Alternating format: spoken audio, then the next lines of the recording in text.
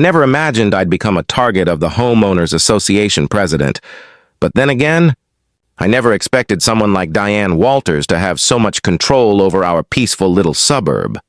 Most people in the neighborhood called her Karen behind her back, a nickname that fit her perfectly, considering her constant need to speak to the manager about everything. When I first moved into Oak Ridge Estates 6 months ago, I thought I'd found the perfect place to enjoy my retirement. I couldn't have known that the HOA would soon become the bane of my existence. And it all started with a bird bath. Yes, you heard that right. A simple stone bird bath in my front garden. According to Diane, it violated Section 14, Paragraph 3 of the HOA handbook. No outdoor decorative elements exceeding 18 inches in height without prior written approval. I had no clue I needed written permission just to let the neighborhood birds have a sip of water, but Diane was more than happy to educate me. I came home one afternoon to find a bright yellow violation notice taped to my front door like a badge of shame. When I confronted her about it, she smiled that tight, sugary smile of hers and said, "Mr. Reynolds, we take our community standards very seriously here." Her perfectly highlighted blonde bob didn't move an inch as she tilted her head with that smug, condescending grace. "Perhaps you should have read the full handbook before installing unauthorized fixtures." So, I did what any reasonable man would do. I removed the bird bath. I thought that would be the end of it. I was wrong. Over the next few months, Diane seemed determined to make my life miserable. I got citations for grass being a quarter inch too tall, for leaving my garbage bin visible from the street for more than 4 hours after pickup, and my personal favorite, excessive holiday decorations. Apparently, my modest string of Christmas lights was garish and disruptive to community aesthetics. But after 35 years working for the Postal Service, I'd dealt with my fair share of difficult people. I wasn't about to let Diane break my peace. I kept my head down, followed the rules, and told myself to let it go. After all, I was retired now. My monthly pension check was my reward for decades of hard work, and I wasn't going to let anyone ruin that. Then came the Thursday that changed everything. My pension check didn't arrive in the mail. That was strange. In all my years with the Postal Service, I'd never known a delay on the first of the month. I figured maybe there was a hiccup, so I waited another day. But Friday came and went. Still no check. That's when I started to worry. I called the pension office. The representative on the other end confirmed it had been mailed on schedule. "It should have arrived by now, Mr. Reynolds," she said. "I can initiate a trace if you'd like." I agreed immediately. They started the process, but I knew it would take days, maybe even weeks. Meanwhile, bills were piling up and my checking account was running dry. As I sat by the kitchen table trying to figure out which payments I could postpone, I happened to glance out the window, and there she was, Diane Walters, strutting up to Mrs. Garcia's house across the street, clipboard in hand, violation notice ready to strike. There was something about the smug rhythm of her walk that made my stomach twist. The next morning, my neighbor Tom stopped by. "Hey, Jeff," he said, leaning on my fence. "Did you hear? My wife saw Diane taking mail out of people's boxes last week." I blinked. "Taking mail? You sure?" "Yeah. She thought maybe Diane was just picking up misdelivered letters, but it looked weird. She said Diane was moving house to house, like she was on a route." A chill ran down my spine. "Did your wife notice which houses she stopped at?" I asked. "Not exactly, but she said she started from the corner. Your house would have been on her path." That's when everything clicked. If Diane really had been taking mail, maybe that's where my pension check had gone. I decided to find out the truth.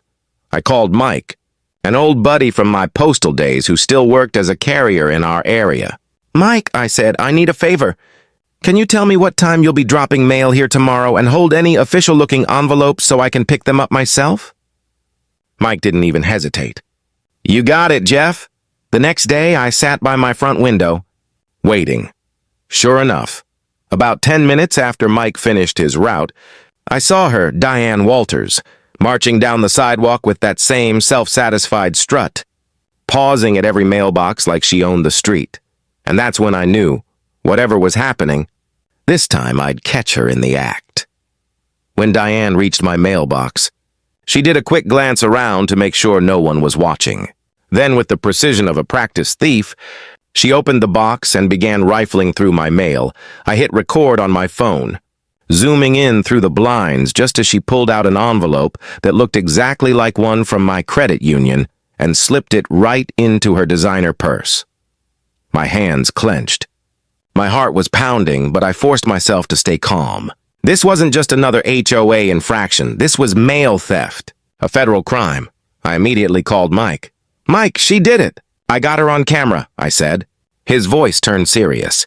"That's bad, Jeff. I'll notify the Postal Inspection Service right away. They don't play around with mail theft." 2 days later, I got a call from Postal Inspector Sarah Martinez. Her tone was calm but direct. "Mr. Reynolds, we reviewed your video. It's clear that Ms. Walters may have taken not only your pension check, but also mail from several neighbors. We'd like your cooperation in setting up a sting operation." I agreed without hesitation. The plan was simple, but airtight. The pension office would issue a replacement check, this time fitted with a discreet tracking device. Inspector Martinez and her team would monitor the envelope in real time. If Diane took the bait, they'd have her cold. The following week, Mike delivered the check right on schedule. I saw him through the window, giving me a subtle nod before slipping it into my mailbox. And then the waiting began. An hour later, Diane's silver SUV rolled up across the street. She got out, phone in hand, pretending to snap pictures of my lawn, probably documenting violations, as she liked to say. But I could see her eyes darting to my mailbox. After a quick glance around, she walked over casually, as if on routine business. Then, without hesitation, she opened it, grabbed my mail, and stuffed the envelope into her handbag along with a few others. That's when it happened. A plain gray van pulled up quietly to the curb. 2 individuals stepped out, flashing badges. "Ms. Walters," one of them called. "I'm Postal Inspector Martinez. This is Inspector Johnson. We need to speak with you about the mail you just removed from this box." Diane froze mid-step. Her face drained of color, that confident smirk melting into panic. I was just collecting misdelivered mail," she stammered. "I was going to return it to the post office." Inspector Johnson's tone was firm, unshakable. "Ma'am, please place your handbag on the ground and step away from it." Diane's voice shot up into that shrill, familiar pitch I'd heard too many times in HOA meetings. "This is ridiculous. Do you know who I am? I'm the president of this HOA. I'll have your jobs for this harassment." But Inspector Martinez didn't flinch. "Ms. Walters, we have video evidence of you removing mail from multiple mailboxes in this neighborhood for the past 2 weeks. The envelope you just took contains a federal pension check with a tracking device. Mail theft is a federal offense punishable by up to 5 years in prison and fines of up to $250,000. By now, neighbors had started to gather, drawn by the commotion. One by one, doors opened and people stepped onto their lawns to watch the scene unfold.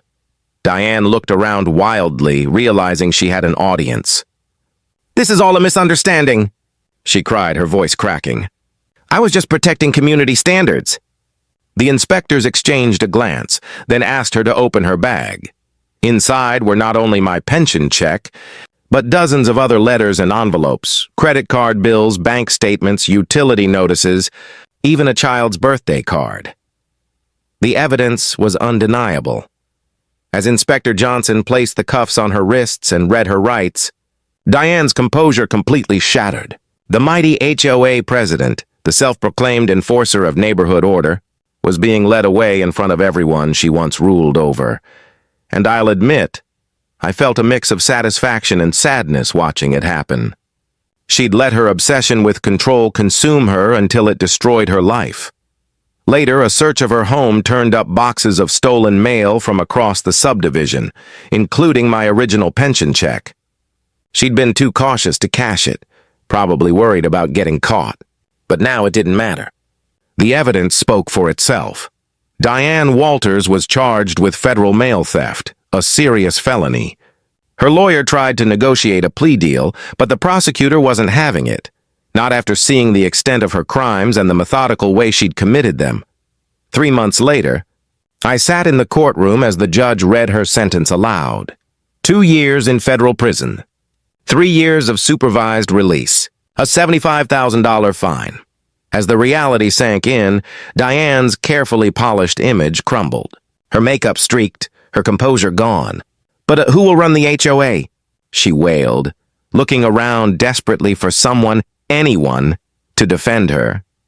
The judge simply shook his head and called for the next case as the marshals led her away.